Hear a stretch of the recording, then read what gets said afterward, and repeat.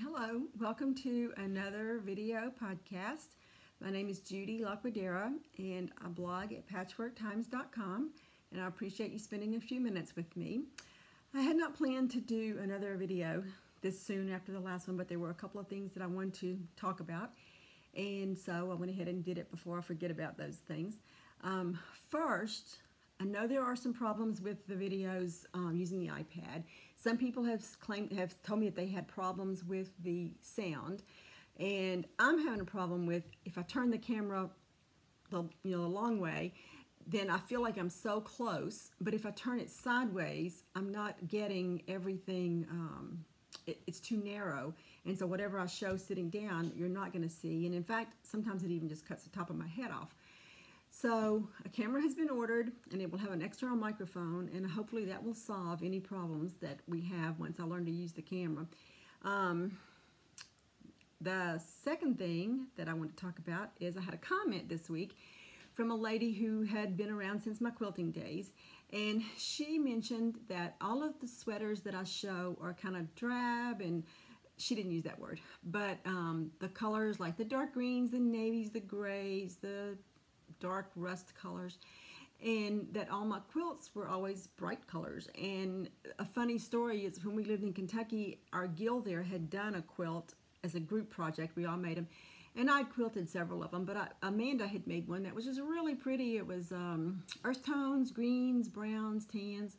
And so once it was quilted, I showed it to Vince to, I said, look how pretty this is. And he said, why can't you make one like that? And I said, oh, I did. And so I went and got mine, and mine was turquoise and bright purple and orange, and even the white background had glitter in it.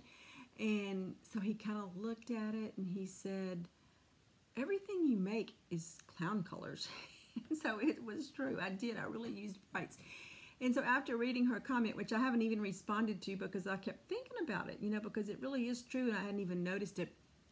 But I know, or I feel like I look better in darks, navies, grays, forest green than I do in lime green or pink or lavender or colors like that.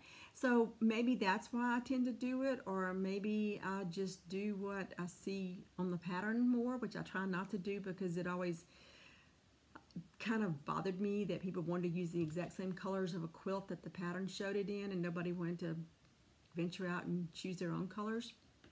So I don't know, but I'll be more aware of the colors that I choose for my sweaters in the future. So as I was thinking about that, my mind kept going back to, I know I don't just knit drab stuff. So I pulled out a couple of things that I've knitted that are not just drab. And this one is a sweater that is it's a Laura Ayler pattern, and it's called Lake House, and I just love it. It's of course it's lime green, and I love lime green, but the cable, are you able to see that cable there? I think so. That's that just makes this sweater, and all the stitching, I'm not sure about the back.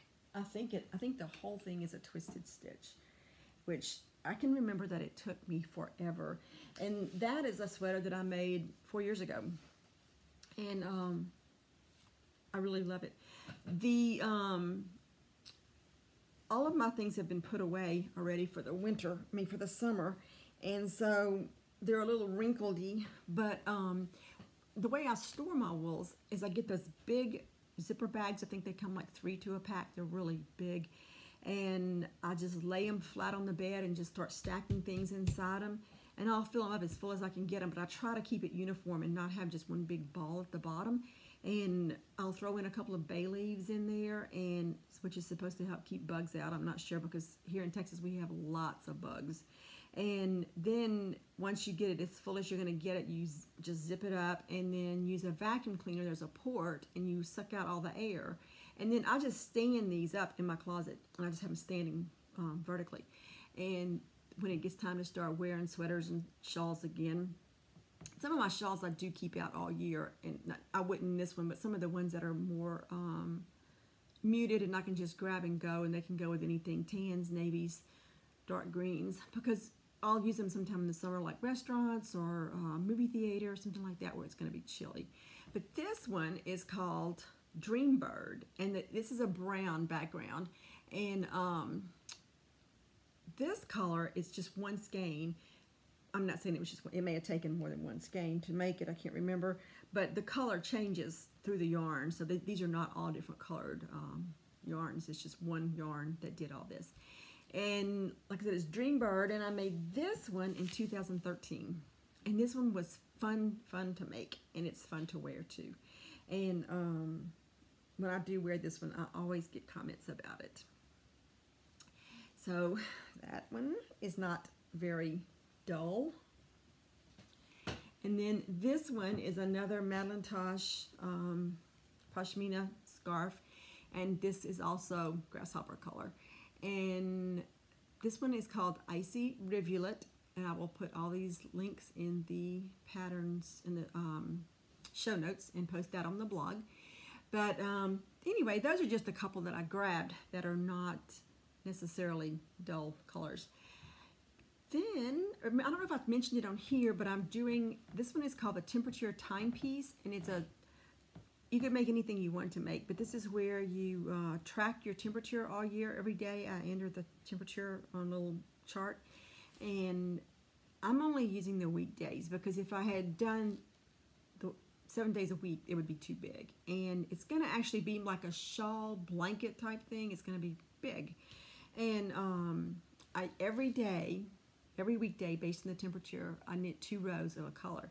And you can see, like right here, there were, I think, 4 days that were the same color, same temperature. And the purple was 3 days, but pretty much the last of the month, everything was 1 day. And this is January. I finished January last night, and I need to really stay up with this so I don't get to November and have 6 months that have to be done. And I had planned, this color is porcelain. This is all Dream in Color Smooshy yarn. And I had planned to put this color between every month. And once I got to the end of January, I thought, that's gonna just break up my rainbow. And who wants to break up a rainbow? I don't know if you can see it yet, but what I did, let me go down to where I've already started another row.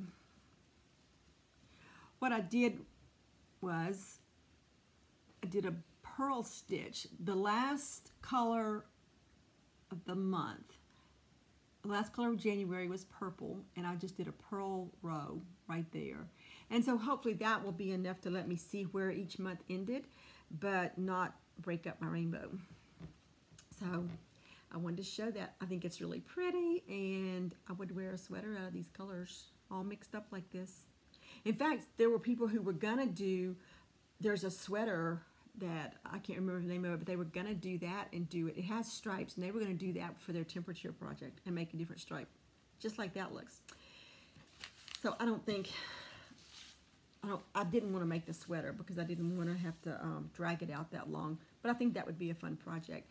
And if you didn't read about it on the blog, you need to go check out where I said I'm a crazy woman. This was my driver's license. I accidentally cut up my driver's license thinking it was my old driver's license. And I have a trip to Missouri planned for next week, so that was just a bit of panic on my part right there when I realized I had done it. And the funny thing was, whenever I was cleaning out a stack of papers, and don't ask me why my driver's license was there and not in my wallet, but it was. And I saw this and I thought, oh, I never threw away my old driver's license from 2017 when I got my new one.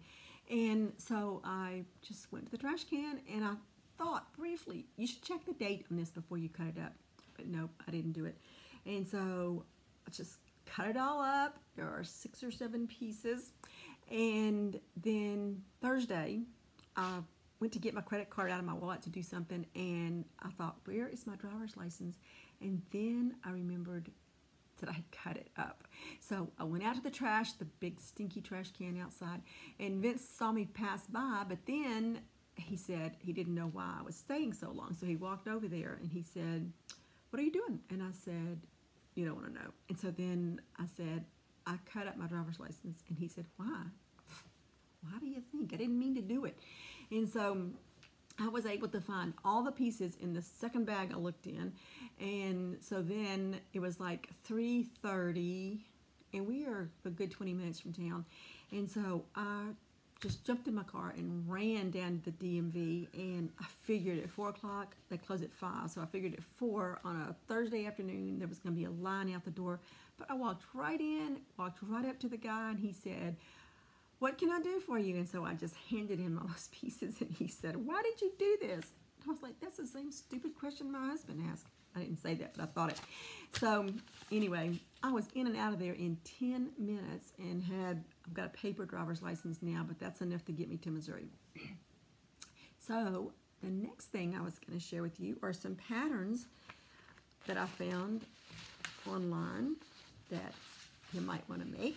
But first, I want to tell you about this little, if you're a knitter, especially a sweater knitter, and you have to make swatches, that means you're going to have to knit like at least a 4" by 4" piece with your yarn that you intend to use, because it's very important that you get the right gauge. And it's not so important on a shawl or something like that, but if this sweater was supposed to be, say, 6 stitches per inch, and I'm getting 4 stitches per inch, it's going to be way off, because say you've got 24 stitches across, and if you're going to get 6 stitches per inch, then it's going to be 4 inches.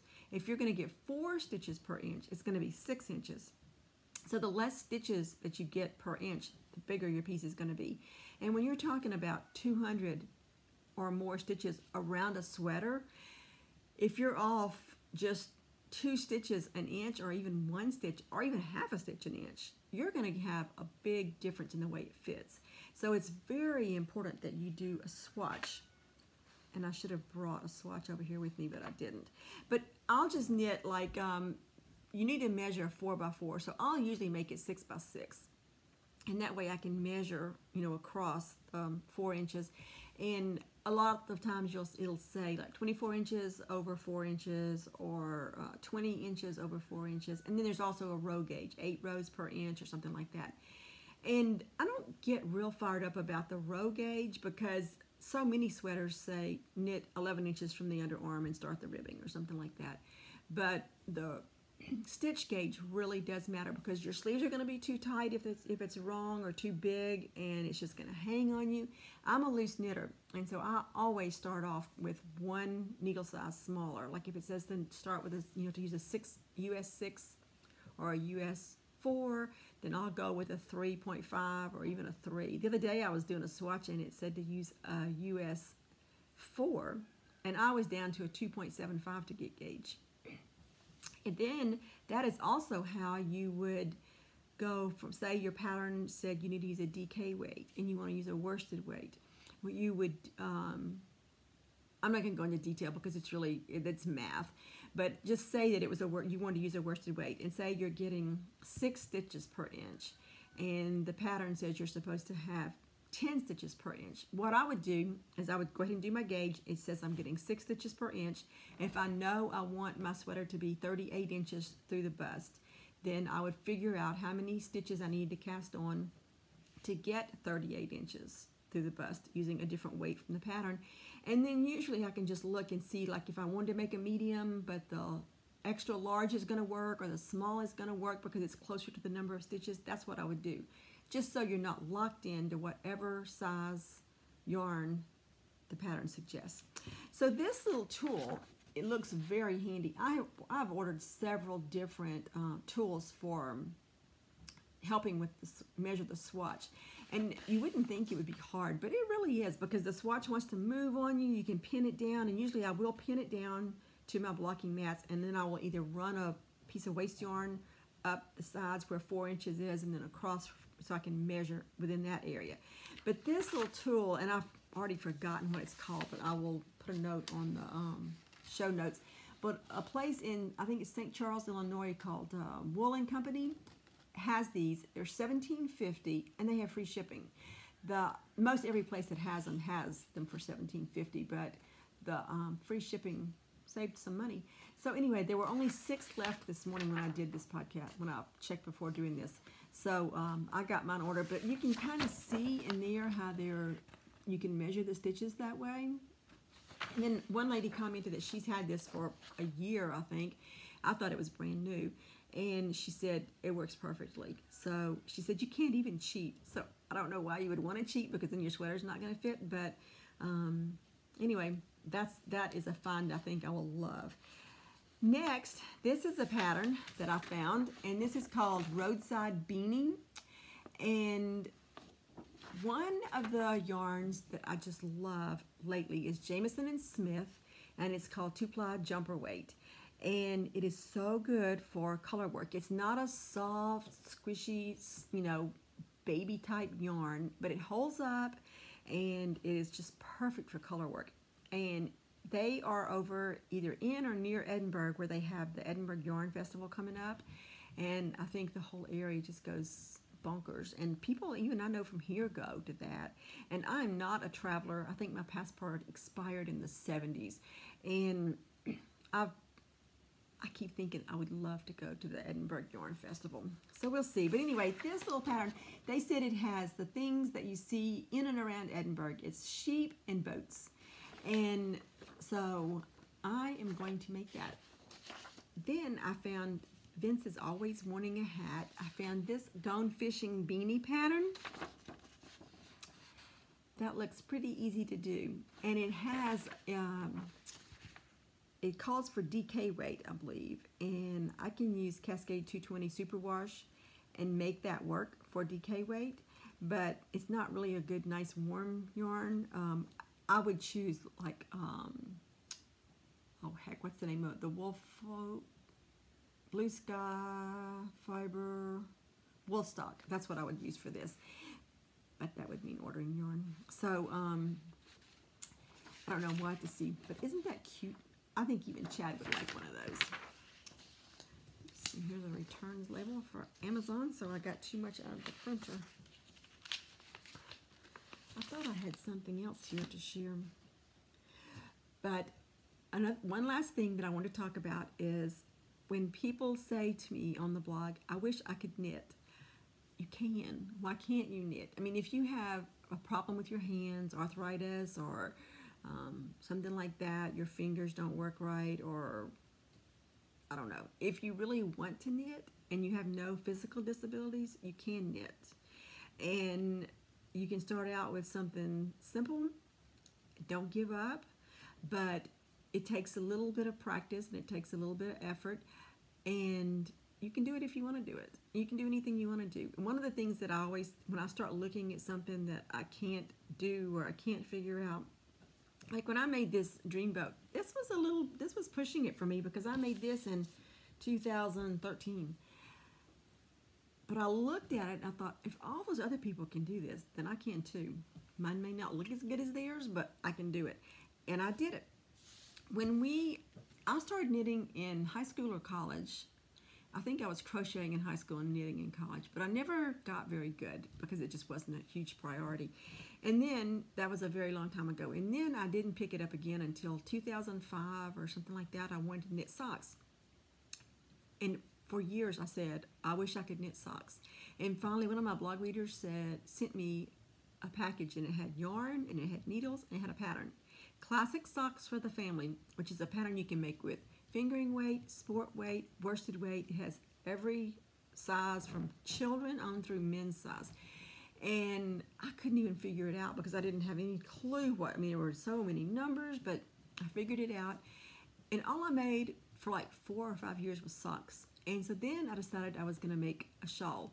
And it was in 2011 because Vince, we were moving, in the process of moving here. We came here in August of 2011.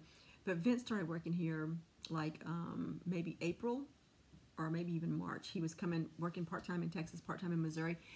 And then I believe it was May 1st that he started full-time in Missouri. And I had to stay behind because Chad had to have his tonsils out, and that had been scheduled before the Joplin tornado. And then everything got put off that wasn't an emergency because of them having lost a hospital. And so I had to stay till Chad had his tonsils out and had recovered. So I didn't end up leaving until August. But Vince was gone and a lot of things were already packed up. So I thought, I'm here by myself. I'll just learn to knit a shawl. And I bet I tried Traveling Woman Shawl. And it starts out with a garter tab. I could not figure it out. And that was 2011. And I can still remember picking it up, ripping it out, knitting 10 or 12 stitches, ripping it out dozens of times. And I remember sitting down by my chair for weeks and weeks. I never did get it. And so then just 2 years later, I knit this. And then 4 years later, I knit this sweater.